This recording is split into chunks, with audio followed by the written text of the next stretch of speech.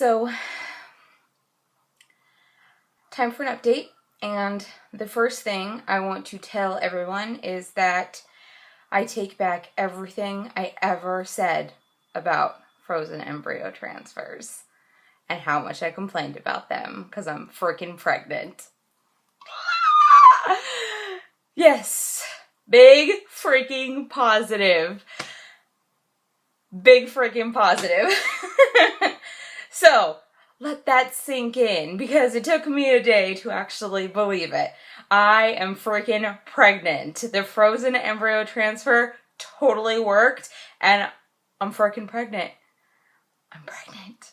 I can't say it. I cannot possibly say it enough. I've only been saying it for a day and a half, but believe you me, I've said it a million times. So, I'm pregnant. So, recap for all of you. So my first beta was on Saturday, and my clinic does not give you the results of that first beta. They wait until your second beta to give you to whether you're pregnant or not. So my first beta came back at an even 50, and then that was on Saturday, and then we had a retest on Monday, and my beta came back at 135. So I'm pregnant, real pregnant, like truly growing a human inside of me, pregnant. So, how we found out was that me and Brian took the day off on Monday because we wanted to be together when we heard the news. We wanted to hear it live. We wanted to not have to wait. So we waited around, Brian rather impatiently. I was actually more calm about this time than Brian was. And then the house phone rang, and I was like, get it! Because our house phone never rings, so I knew that must be what it was. And so he ran and got the phone. He was bending over the couch, and we're both like huddled with both of our heads like squished to the phone. And she's like, "Who's this?" And we're like, "This is Brian and Elisa Hutchin." She's like, "So how are you feeling?" And I'm like, "I'm feeling anxious." And she's like, "Well, jump for joy, sweetheart, because you're pregnant." And immediately we almost dropped the phone and there was screaming and, "I'm pregnant, we're pregnant, I'm pregnant, we're pregnant," and hugging and laughing and on the verge of sobbing. And so finally when she got our attention back, she's all, "So you're excited?" And we were like, we're so excited. And so Brian handed me the phone, he walked around the couch, and she's like, "Okay, so I want you to do a repeat beta on October 27th, and so that's next Tuesday." And I thought that was a really big gap, but at that point I was like, bring it on, dude, whenever. And so she wants to do another repeat beta then. And then she's like, "And so now we're going to schedule your first prenatal ultrasound." And so I totally lost it. I like sobbed a little. I was like, my first prenatal ultrasound. Like my first ultrasound. So it's crazy. And so she's like, "Okay, so how does October, the week of October 9th sounds?" I'm like, "Perfect! Any day. All the days. Pick a day." She's like, "Well, do you prefer a time?" We're like, "No. No, we don't. Anytime. Anytime that day." So we ended up picking Monday, November 9th at 8:50 a.m. So I will be getting my first prenatal ultrasound. If everything goes according to plan, that should be how it works out. So crazy. So today's kind of like my pregnancy announcement and my first bump date, sort of. Bump date. I'm going to have bump dates. So I think the first thing people might think is, aren't you jumping the gun a little, telling people, because we did tell our immediate families, like my uncle and aunts, because they're all close, and so, we were just driving around, and, I told my mom in person, and I thought she was going to have a heart attack. She was so excited, and we told my mother-in-law, and we called the people that we couldn't actually drive and see. So, my family knows. We didn't, announce it on Facebook or anything, but we told the people that really, are super, super important to us. And so, I think that people who have not done IVF might be like, Are you sure that's a good idea? Are you sure you don't want to keep it on, the down low for a little while until whatever, your first trimester is up or whatever? But I want to address that now. I don't know if any of you ladies are thinking that, but I'm going into this pregnancy thinking I've documented everything. I've put it out there that we're doing IVF. Even the people on Facebook, they know that we're doing IVF. All of you ladies know we did IVF. My family knows what we've gone through and struggled with to get pregnant. And no matter how long this pregnancy lasts, if I take this baby to full term and I get a take-home baby, or if it only lasts a couple weeks or months or, something tragic happens, I'm pregnant today. And I have worked damn hard to get here. And I am going to enjoy every freaking stinking minute of it. And I'm pregnant today. And I am so, so, so grateful. So I'm going to shout it from the freaking rooftops. I am pregnant. And I am pregnant. And I'm pregnant. And I'm pregnant. And I'm pregnant today. And I'm going to enjoy every minute. So there's that. But that aside, on a happier note, or I guess that's a happy note, but on a pregnancy note. So, you might be wondering about my symptoms. Now, normally, I'm considered, at this point, I'm considered 4 week and 1 day. And that was me putting in my due date into like an IVF pregnancy calculator or whatever, or even my period tracker app. But there's some debate whether I'd be 4 weeks in 1 day, 4 weeks in 1 day, or 4 weeks in 2 days. So I'm not sure if my weeks turn over. Like I'll be 5 weeks on Monday, I believe, according to my clinic. So yeah, but it depends on what app you use or whatever. So 4 weeks and 1 day, the baby is the size of a poppy seed. So super, super tiny. And lots of things are going on. In the first 6 weeks of your pregnancy, there's such rapid growth that so much changes so quickly. So again, the baby's the size of a poppy seed, and the ball of cells is splitting into an embryo, which is going to be the future child, and the placenta. So our one little embryo is split into 2 different parts. And the baby's neural tube, the building block of his spine, brain, and backbone, is already formed, and an amniotic sac and fluid are forming a protective cushioning around my baby.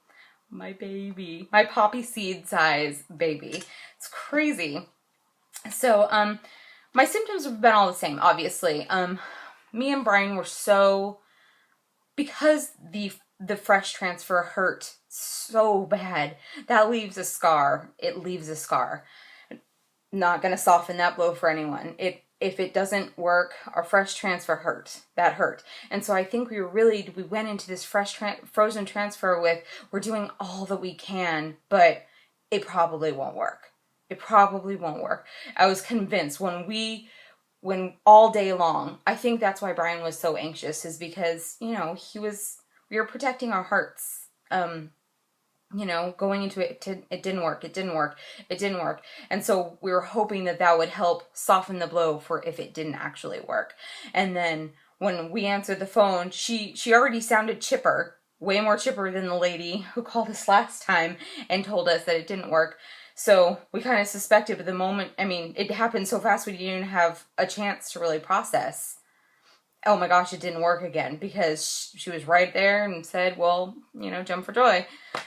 So, but we were so convinced that it was negative that, I was chopping every single symptom that I have up to the progesterone and the estrogen and the estradiol valerate or whatever. But and that could be still what all of those things are, because most women wouldn't even know that they are pregnant at this point. 4 weeks, 1 day, you wouldn't even really have thought, is my period late? But because we know we're pregnant because we did IVF and we have blood work, we're kind of ahead of the game.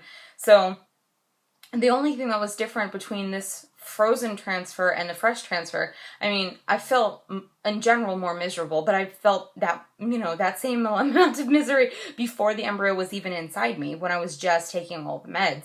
So once the embryo was inside me, the only new symptom that I had was that I just these last like 4 days, I have just had cramping, just cramping and cramping and cramping. Not strong, painful cramps like I'm gonna get my period, just dull, throbbing, achy cramps. And, you know, that could have been implantation or it could have been the meds. It could be anything. But there's a baby in there now, so it's insane. It's insane to think of.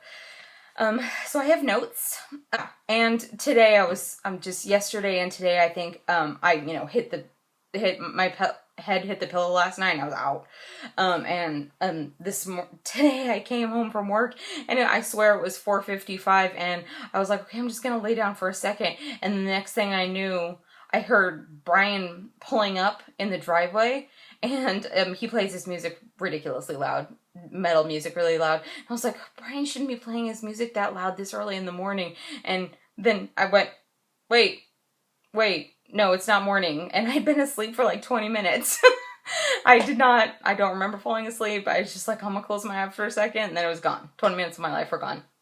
But, so I'm definitely starting to feel a little bit more tired. But, that, and I've been having some bizarro dreams. I mean, I always remember my dreams, but bizarro, vivid dreams. Just these last, like, 4 days. I've woken up and gone, dude, Brian, you'll never guess what I dreamed about last night. And I'll totally walk him through it while he's walking around the house getting dressed, because I don't have to get up until after he does. But, super funny, because just bizarro dreams. But, which could be pregnancy, it could be hormones, or it could just be a little kooky. I'm a little odd sometimes. But, yeah, so, but I don't have like, I don't smell anything stronger. My nausea's all still the same, kind of low grade. Nausea. I'm going to try to eat more smaller meals instead of larger meals, because today I had a really big lunch and I immediately regretted it. I felt so queasy.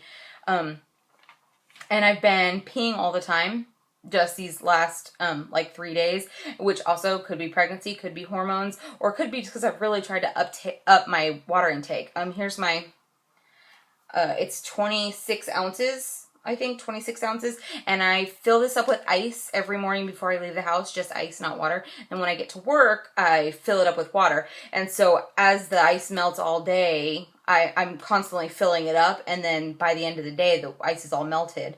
But I've filled this thing up, like, I don't even know how many times. Like, with the ice, I've filled it up, like, 5 times. So I was drinking with the ice is probably, like, half of that. But then after the ice was gone, I filled it up at least 3 more times. So I don't know. Can you overhydrate yourself? I don't even know. So I'm just trying to drink lots of water, and like, do I need to drink milk? I mean, more milk? I need to eat more vegetables. I'm trying to, like, go down, like, all this list of, oh my gosh, I know there are things that I'm not supposed to eat, and I know some of them, but what if I don't know all of them? I'm starting to I totally had, like, a panic moment, like, oh my gosh, there's still so much I don't know. I need to get one of those pregnancy books. or something. Maybe I need to look it up. So I was going a little crazy last night. I mean, I'm 4 weeks in one day. I don't need to be being crazy, but I'm also trying to be like, well, I need to eat good, healthy, filling foods while I can before I get sick. Because I know if, my periods or my ovulation pains, before IVF were any indication, I think I'll probably be pretty sick during this pregnancy, with nausea and stuff like that. So I'm going to try to eat healthy while I can. I'm sorry this video is going to be like a million minutes long, guys, because I still have some more things. But I'm pregnant, so, I got to take some of your time. So, yeah. So how did Brian take the news? Brian is ecstatic. I mean, there were tears. We were so, so happy and so relieved. It's like a huge anvil was just lifted off of our shoulders. That was just, I mean, I can't even explain to you how great that was. But he is so excited. I mean, like, he's just so excited. And of course we both are, but it's 3 years in the making. This baby is 3 years in the making. And all day yesterday it was so funny. He wouldn't let me carry grocery bags. He's like, you're not going to carry another grocery bag for a long time. He wouldn't let me carry anything in the grocery store. Like I wasn't allowed to hold a basket or anything. And some guy cut us off on the highway, and he cussed up a storm. He's like, "I'm very protective right now." So I think his protectiveness is gonna go like skyrocket through the roof. And we keep texting each other back and forth saying, "Oh my God, you're pregnant. Hey, did you know what? You're pregnant. Hey, guess what? I heard someone's pregnant." And I'm like, besides me. But it's crazy. So, I don't know if I mentioned this in my last video, but we've been referring to the baby as like Han Solo and Frozone and Mr. Freeze. And basically anything to do with being frozen, because our baby was frozen and he lived to tell the tale, like Han Solo. So, we've been referring to it basically as a boy, but we don't know at this point, obviously.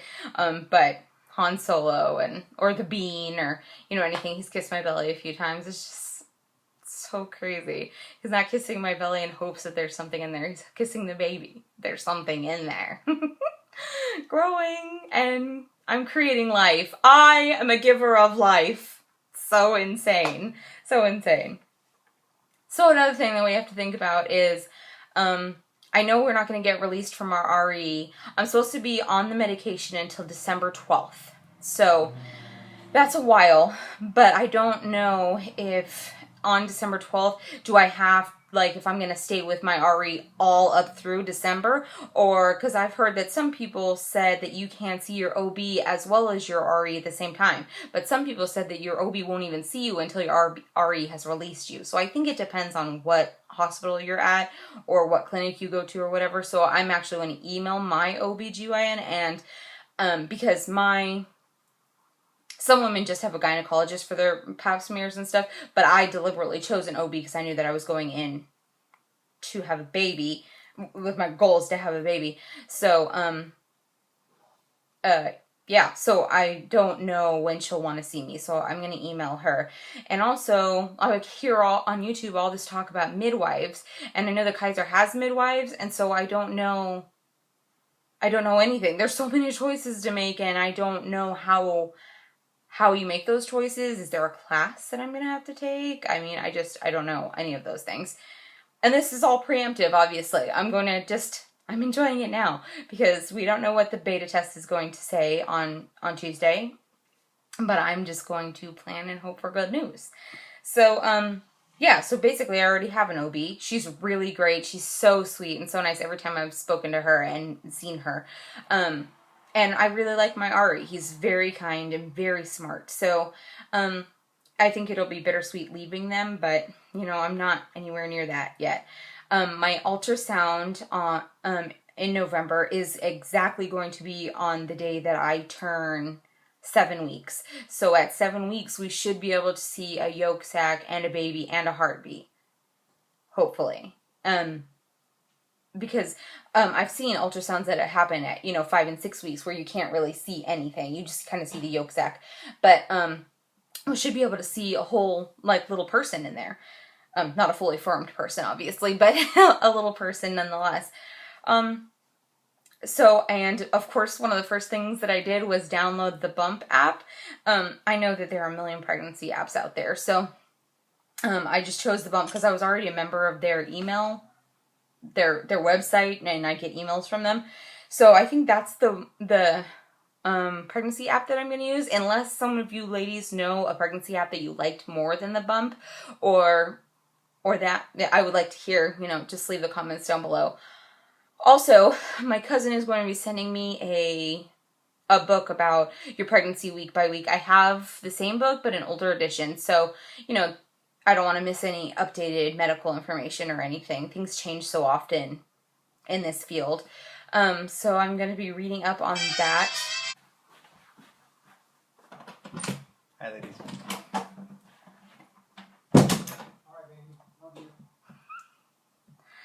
So as I was saying, sorry, things happen, had to cut it out. I getting the pregnancy book, and she also suggested that I get a pregnancy journal, and I know some people keep them, some people don't. So I'm going to stop by Barnes and Noble. It's right on my way home from work, and I think I'm gonna, because I want to actually physically look at a few different kinds, because I looked online and they just have so many varied reviews. I just want to hold them and look at them, read the questions. So I'm gonna stop by our local Barnes and Noble and go through them to try to pick out one. So I can't believe it, ladies. Thank you so much for staying here and watching this ridiculously long video and hearing me ramble and say the words "I'm pregnant" a million thousand times. I know it's really hard. It's bittersweet to watch someone that you know find out that she's pregnant when you are still struggling. So I know there are so many of you guys watching who are still on the road and TTCing, and I am there for you. I totally understand. I will still be watching your guys' journeys, and I hope that you still want to follow me on mine. So, I never thought that this would happen, and it finally has. So I'm going to just soak up every last second of this pregnancy and just enjoy being miserable, hopefully, in a few months. I plan on being completely full of morning sickness on Thanksgiving and Christmas. I'm totally down. Bring it on. So, thanks for watching, ladies, and I will be talking to you. Me and my bump and Han Solo. Me and Han Solo will be talking to you guys next week, probably. All right. Bye.